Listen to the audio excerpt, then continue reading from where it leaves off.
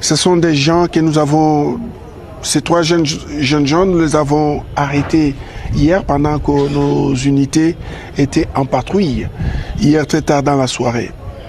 La spécificité de le présenter aujourd'hui à la presse, c'est le fait que, comme vous l'avez constaté, ils sont en tenue militaire, plus précisément la tenue de la garde républicaine. Et vous êtes sans oublier que ces derniers temps, ici chez nous, à Goma, tous les crimes qui se commettent, on a tendance, n'est-ce pas, à attribuer cela aux forces armées de la République démocratique du Congo et plus particulièrement à la garde républicaine. Et c'est ici le lieu de vous dire que il y a toute une campagne contre les unités des forces armées de la République démocratique du Congo. Laquelle campagne est bien préparée par l'ennemi de manière à créer une fissure entre les forces armées de la République démocratique du Congo et sa population.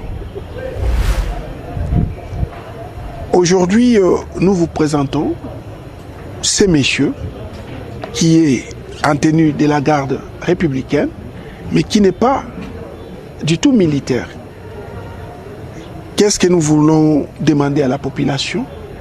C'est d'éviter de tomber dans le piège de l'ennemi en liant, n'est-ce pas, les actes posés par des individus en tenue, deux fois armés, aux forces armées de la République démocratique du Congo.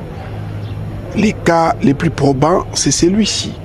Il est en tenue militaire, plus précisément la tenue de la garde républicaine, comme je viens de vous le dire, mais il n'est pas militaire. Et nous appelons aussi notre population à dénoncer, n'est-ce pas, ou à interpeller les forces de défense et de sécurité lorsque ils voient un militaire, n'est-ce pas, qui actuellement, pendant que nous sommes dans les opérations, habite la cité et fait du mal à la population. La population doit interpeller ses forces de défense et de sécurité et surtout, pour ne pas tomber dans les pieds de l'ennemi, ne pas lier les actes posés par de tels citoyens aux forces armées de la République démocratique du Congo. Déjà et armes, le fait qu'un civil détient et l'arme et tout ce qu'il convient d'appeler ici effet militaire, c'est déjà une très grande infraction. Ils ont créé des désordres là où on les avait arrêtés. C'est en essayant de fouiller qu'on s'est rendu finalement compte qu'il était même en tenue de la garde républicaine.